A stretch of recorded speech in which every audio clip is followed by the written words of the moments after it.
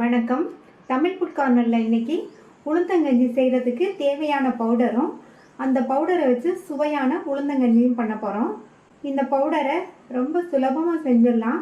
அதிக அளவில் செஞ்சு ஸ்டோர் பண்ணி வச்சுட்டா 1 மாதத்துலேருந்து 2 மாதம் வரையுமே கெட்டு போகாமல் நல்லாயிருக்கும். தேவைப்படும் போது உடனடியாக இந்த மாவை வச்சு கஞ்சி செஞ்சுக்கலாம். இந்த உளுந்தங்கஞ்சி ரொம்ப டேஸ்ட்டாக இருக்கும். உளுந்தில் நிறைய சத்துக்கள் இருக்கிறதுனால உடம்புக்கு ரொம்ப நல்லது. முக்கியமாக பெண்களுக்கு ரொம்ப நல்லது. இப்போ இந்த உளுந்தங்கஞ்சி பவுடர், உளுந்தங்கஞ்சி ரெண்டையும் எப்படி செய்கிறதுன்னு பார்க்கலாம். ஸ்டவ்வில் ஒரு பேன் போட்டு சூடு பண்ணியிருக்கேன். அதில் இந்த கப்பில் 1 கப் வெள்ளை உருட்டு உளுந்தம் பருப்பை சேர்த்து நிதானமான தீயில வச்சு பக்கத்துலேயே இருந்து இந்த மாதிரி வறுத்துக்கணும். நல்லா பொன்னிறமாக வர வரையும் வறுத்துக்கணும். பருப்பை கருக விட்டுறக்கூடாது. கருகிடுச்சுன்னா இந்த கஞ்சியோட டேஸ்ட்டு நல்லா இருக்காது. பருப்பு நல்லா பொன்னிறமாக வறுபட்டு நல்ல ஒரு வாசனை வந்துட்டுருக்கு. இந்த அளவுக்கு வறுத்துக்கணும், கறியிடக்கூடாது. இந்த மாதிரி வறுத்தோம்னா கஞ்சி நல்ல வாசனையாக டேஸ்ட்டாக இருக்கும். இப்போ இதை உடனே ஒரு பிளேட்டுக்கு மாற்றிட்டு நல்லா ஆற வச்சிடணும். பிளேட்டுக்கு மாற்றியாச்சு. இந்த மாதிரி நல்ல ஒரு அகலமான பிளேட்டில் கொட்டி ஆற வச்சுக்கணும்.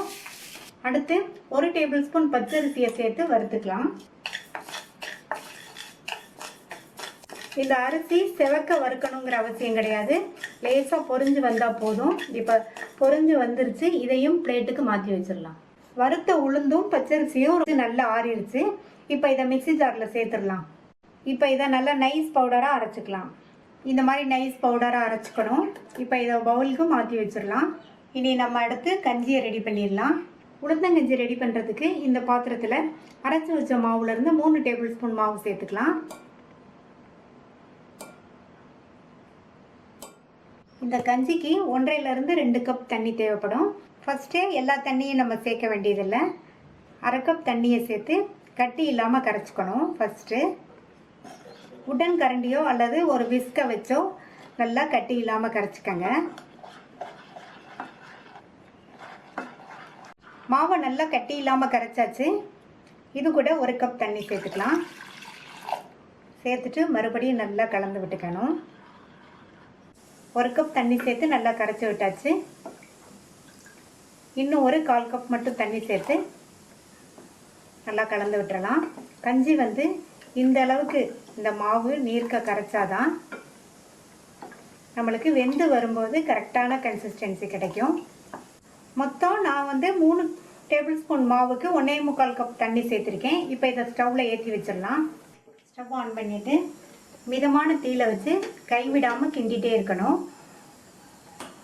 இந்த மாதிரி கைவிடாமல் கிண்டிகிட்டே இருந்தால் தான் நல்லா கட்டி தட்டாமல் இருக்கும். பாத்திரத்தில் அடியில் தங்காமையும் இருக்கும்.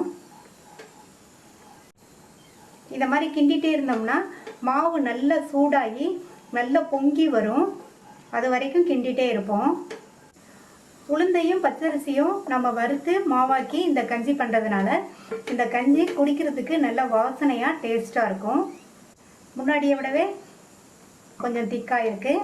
இன்னும் கொஞ்சம் நேரத்தில் பொங்கி வந்துடும். இந்த மாதிரி மாவு ரெடி பண்ணி நம்ம ஸ்டோர் பண்ணி வச்சிட்டோம்னா டக்குன்னு நினச்ச மாத்திரத்தில் இன்ஸ்டண்ட்டாக இந்த உளுந்தங்கஞ்சியை ரெடி பண்ணிடலாம்.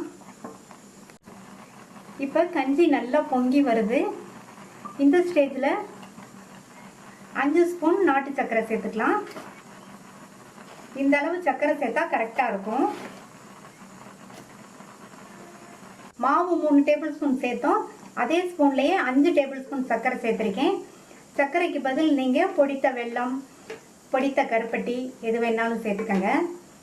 அதே மாதிரி ஸ்வீட்னஸும் உங்கள் தேவைக்கு தகுந்தபடி சேர்த்துக்கங்க. இந்த ஸ்வீட்னஸ் இந்த கஞ்சிக்கு கரெக்டாக இருக்கும். சர்க்கரை சேர்த்து நல்லா 2 நிமிஷத்துக்கு கலந்து விட்டாச்சு.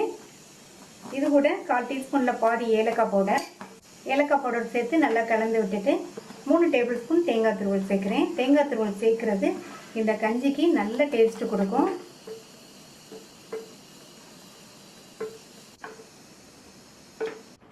தேங்காய் துருவல் சேர்த்து நல்லா கலந்து விட்டாச்சு. இதில் காய்ச்சி ஆற வச்ச பால் ஒரு 100 ml சேர்த்துக்கலாம்.